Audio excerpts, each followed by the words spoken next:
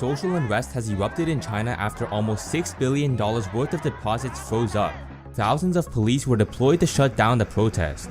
Following the protest, hundreds of thousands of Chinese homebuyers refused to pay up to $300 billion worth of mortgages.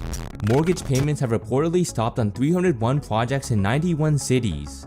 China is experiencing a repeat of the 2008 recession but on a whole new level. An entire social revolt is growing as the CCP desperately tries to censor the growing uneasiness. Internal government meetings have revealed substantial stress within the CCP, and the signs are showing that it's only going to get worse.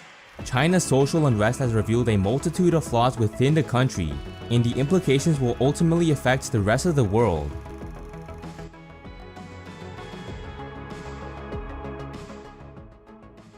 Over 400,000 Chinese citizens witnessed their bank deposits freeze recently. When depositors went to the ATM to withdraw their money, their withdrawals were simply declined. Panic ensued after people couldn't even withdraw their own money. The bank freeze was a result of a massive fraudulent scheme that played out for over a decade. Protests about the bank freeze have gone viral on Chinese social platforms despite repeated attempts from the CCP to censor them. While the bank freeze only occurred within 5 different banks, according to the Chinese government, hundreds of other Chinese banks are at risk. After the bank protests went viral, the social unrest spread to almost every part of the country. A recent internal government property meeting leaked several major concerns. 300 million square footage of property construction has been halted. Local governments can no longer withstand the pain. A 200 to 300 billion yuan property fund has been rumored to not be enough. Property sales are down 20%. Construction starts are down 30%. Perhaps the worst of them all is China's recent mortgage revolt. Because Chinese homebuyers are not paying their mortgages, financial regulators have created a proposal to allow citizens to pause their mortgage payments. The amount of unpaid mortgage payments equals to 2 trillion yuan, or $300 billion. The problem with both the mortgage boycott and the bank freeze is that a domino effect is about to occur. 5 banks went bankrupt, which will spread into 20 banks, then 100, and eventually the entire banking system. This is because, like almost every country's financial infrastructure, the Chinese banking system relies on fractional reserves. When someone deposits $1,000 in the bank does not hold onto that $1,000. The bank will instead keep $100 as reserves and loan out $900 so that they can receive income through interest. The lender of that $900 will then spend $900 on products and services. Because one man's spending is another man's income, someone else will receive that $900 as income and deposit it into the bank. The bank will now loan out $810 and keep $90 in reserves. The lender of that $810 will then spend $810. Someone will receive $810 as income and deposit it into the bank. This will cause the bank to loan out $729 and keep $81 in reserves. This cycle will keep going on over and over again, causing the bank to be leveraged up by up to 10 times. This is called the monetary multiplier effect, because the lending is multiplied over and over again. In the example that we looked at, the money supply started at $1,000 and eventually increased to $10,000. $9,000 was created out of thin air purely from the multiplier effect. When citizens all try to withdraw their money at once, they will quickly realize that the banks don't actually have the money they deposited. This is because the banks simply created money out of thin air. Economists worldwide know that China's recent social unrest is a signal of a complete disintegration of the Chinese economy. The mortgage boycott did not come out of nowhere. It took years of mismanagement and greed to build up all of the frustration that came in the form of a boycott. Because housing prices kept going up year after year, Chinese citizens were eager to purchase any property on the market. Similar to the buildup of the US's 2008 recession, citizens could not even imagine that housing prices would ever crash. As a result of increasing housing prices, people would save up for years just to get their hands on real estate. An estimated 70 to 80% of Chinese household assets are tied to real estate. Imagine saving up for decades just to finally purchase a single property. This type of behavior was incentivized by Chinese culture, where newer generations would prioritize purchasing a home. Such a huge buying frenzy fueled up the booming property market that continued on for decades. Property developers saw this greed as an opportunity to expand faster. This is where the pre-sale model came into play. The property pre-sale model is when buyers put down a deposit to start paying mortgages on unfinished houses. That's right, home buyers were paying for mortgages for houses that weren't even built yet. Anyone in the right mind would know not to do that. But in the frenzy of the housing bubble, it made a lot of sense for citizens to buy pre-sale houses. Prospective home buyers thought that housing prices would continue increasing. They were concerned that by the time the property would be finished, the price would have already increased substantially. To purchase properties at a lower price, home buyers would take on the risk of buying in the pre-sale round. According to the Chinese National Bureau of Statistics, 34.5% of the property development income came from pre-sales. Property developers would then take the income from the pre-sale round and use it to sell even more pre-sale homes. Just like a Ponzi scheme, this model worked incredibly well while house prices kept increasing. However, the moment that buyers became skeptical, the entire pre-sale model collapsed. The property developers would usually give a time frame that detailed exactly when the property would be finished. When the developers began failing to deliver on the timeline, home buyers lost trust in the developers. Because property developers would usually use the money from the pre-sale round to sell more pre-sale homes, they didn't actually have the money to buy the houses. In the past, they would simply just use the money from newer pre-sales to fund the construction of older pre-sales. This is similar to a Ponzi scheme, where fund managers use new investments to pay off previous investors. A Ponzi scheme only works when the fraudster can constantly attract new capital. Once a Ponzi scheme can no longer bring in new investors, the older investors cannot get paid anymore. This is similar to what happened to the Chinese housing market. New home buyers already paid for their pre-sold houses, but the developers don't have the money to finish building them. Even before the boycott happened, it was already common practice for property developers to fail on delivering pre-sold homes. According to Japanese financial service company Nomura Holdings, only 60% of pre-sold homes between 2013 and 2020 were actually built. Despite the obvious signs of a Ponzi scheme, the bubble continued to grow until recently. In late June of 2022, a petition on social media was signed by 900 buyers. The petition was in relation to the property developer Evergrande, which was the biggest property developer at the time. According to Fortune China 500, Evergrande is pulling in 500 billion yuan or $74 billion in annual revenue. That's right, $74 billion. The petition was a plea to the local government by pre-sale home buyers. If Evergrande would not resume construction within 3 months, the home buyers petitioned to stop paying the mortgage payments. At the time, the petition seemed like nothing to the massive property giant. Unbeknownst to Evergrande at the time, the movement would continue growing to 301 projects in 91 cities. The boycott first began in the Henan province before spreading to Hunan, Hubei, Shanxi, Hebei, and several other provinces. Even though the 3 months are not over yet, banks are already reporting missing mortgage payments. China has been desperately trying to censor the movement, but doing so has only made it grow even more. Because videos like this are constantly shut down or shadow banned by YouTube and the CCP, please take a moment to hit that like button. It helps more people know about the truth by boosting this video on the YouTube algorithm. Also, please hit the subscribe button as well for more videos like this. I really appreciate your support because without people like yourself, the CCP will shut these videos down. The protest is actually quite surprising because Chinese citizens have historically paid off most of their mortgages. Not only that, but banks are legally entitled to ask and receive the full payment. Despite the cultural traditions and illegality, the government has allowed citizens to pause their payments temporarily. China has also cut the mortgage interest rate several times this year. In May of 2022, the government cut the 5-year loan prime rate from 4.6% to 4.45%. The CCP has also removed lending restrictions on property developers. Such a move is like printing more money to solve inflation. By removing lending restrictions, developers will only continue to loan even more money to pay off previous loans. It's safe to say that with this type of management, the unfinished properties are never going to see the light at the end of the tunnel. Imagine properties across China being stopped halfway through construction. If every home buyer were to default on unfinished properties, $58 billion in loans would disappear. Economists expect this fear to spread within the property sector and affect trillions of dollars worth of mortgages. An executive at a property developer anonymously told Reuters, after repaying bank loans with the money left, if there is any, it's almost impossible also to repay the onshore and offshore bonds. With the Ponzi scheme exposed, property developers don't have the money to pay back their debt. This could be manageable in normal circumstances, but the Chinese government is being hit with several swords at once. During the bank scam in the Henan province, the Chinese government was exposed step by step. Every manipulative move by the CCP was in the pursuit of restricting social panic, but instead of doing so, they only exacerbated the tension. In order to demonstrate how frightening the CCP is, I'm going to go over what happened to Ye Mijian. On June 16, 2022, Mr. Ye arrived at the city of Zhengzhou, where several local banks froze his and his friends' deposits. The plan was simple. Mr. Ye and his friends would protest outside of the banks to try and get a refund. The problem was that Mr. Ye did not foresee the ruthlessness of the Chinese government. Upon exiting from the train station, his health code suddenly switched from green to red.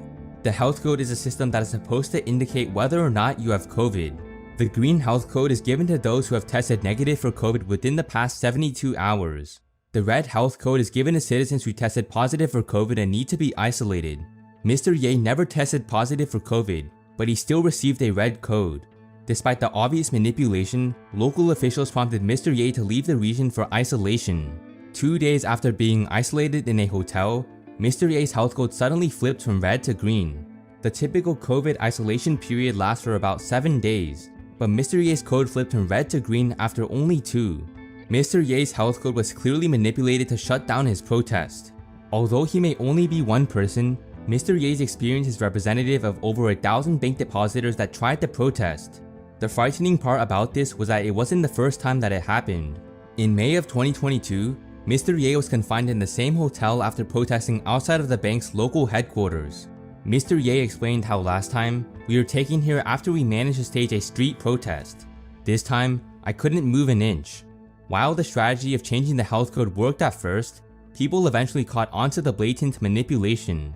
5 Chinese officials were eventually fired. This was a major loss for the Chinese government, because the bank depositors would eventually protest again. On July 10th, protesters grouped up at 4 rural banks that held $5.9 billion in frozen deposits. The protest understandably garnered national attention on social media platforms. In response to the protest, the government has decided to pay back citizens who lost up to 50,000 yuan, which is about $7,500. Most citizens deposited their life savings due to a false perception of safety. Bank deposits up to 500,000 yuan are supposed to be insured by the government, but that insurance doesn't cover fraudulent schemes. In the case of the banks in the Henan province, depositors were defrauded by the owner of Henan New Fortune. Henan New Fortune allegedly defrauded the banks by illegally transferring funds and falsifying loans. Instead of lending out money to citizens, Henan New Fortune would just take the money for themselves.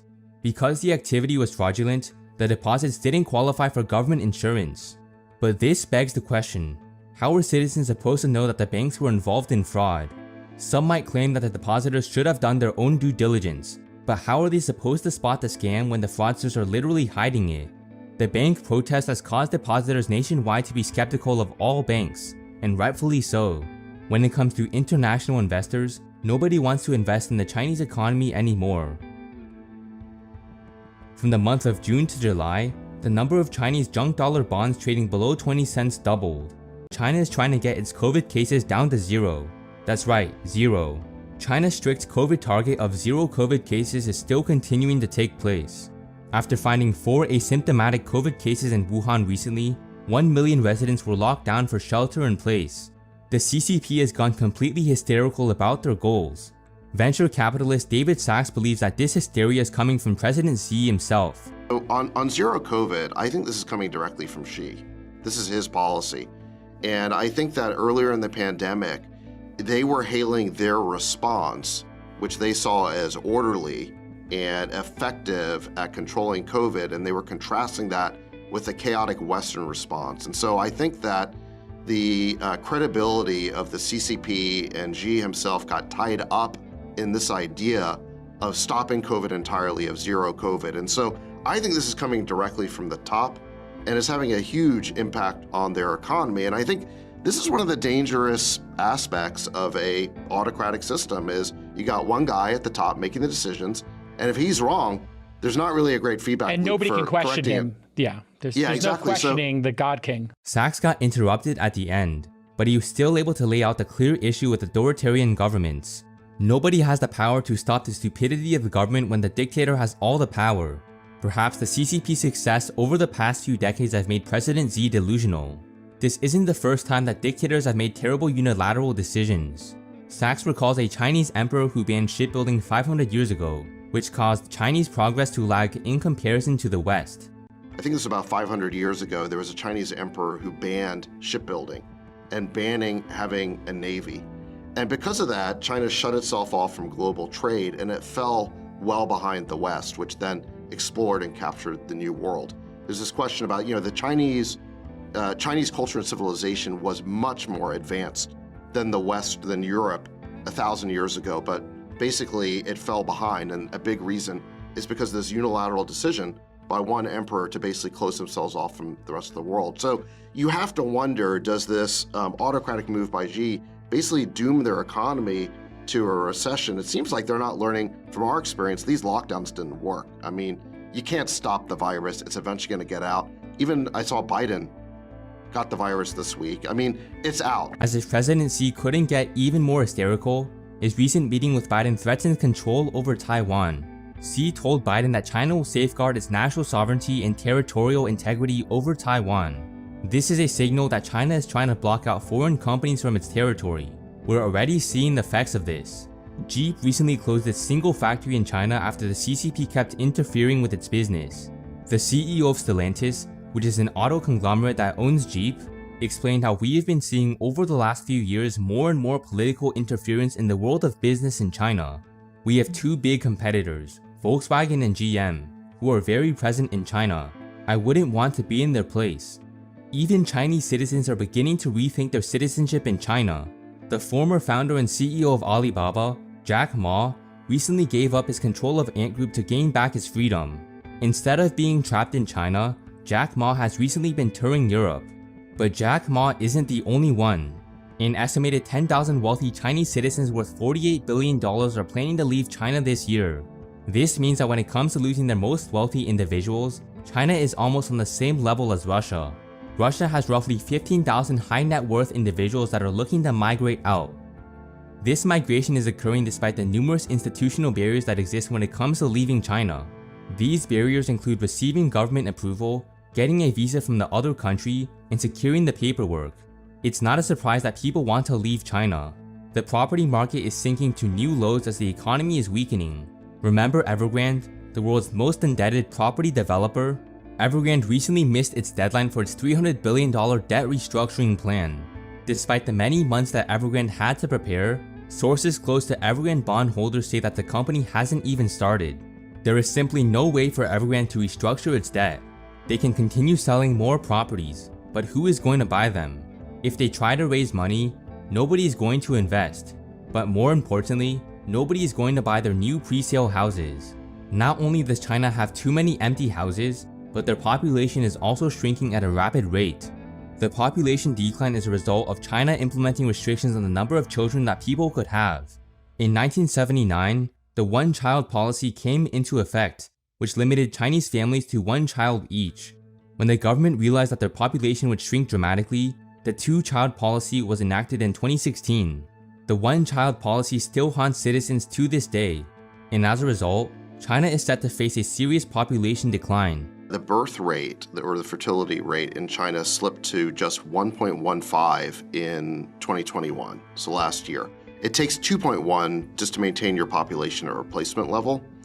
So, and this is lower than even Japan, which is also shrinking as a country. Japan's at about 1.3, the US and Australia are at 1.6, but we get above 2.1 because of immigration, and China doesn't have that.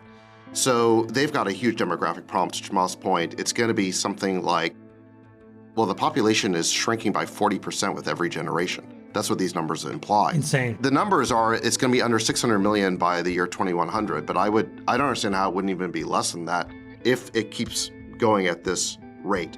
So there, and the commentator Peter Zeihan has, or I don't know if that's the right way to pronounce his name, Peter Zeihan or something. Anyway, he's pointed out that China is facing demographic collapse in the next decade or so. China is dealing with several major issues right now, but all of them would eventually resolve over the long term if the government played their cards correctly. It doesn't seem like that will be the case, because the government is moving back towards a more socialist structure, which is historically terrible for economic growth. There's no way for the Chinese economy to be saved at this point. China's economy is set to enter one of the worst downfalls in history. The social unrest may continue to grow, and if that's the case, citizens may revolt against the CCP.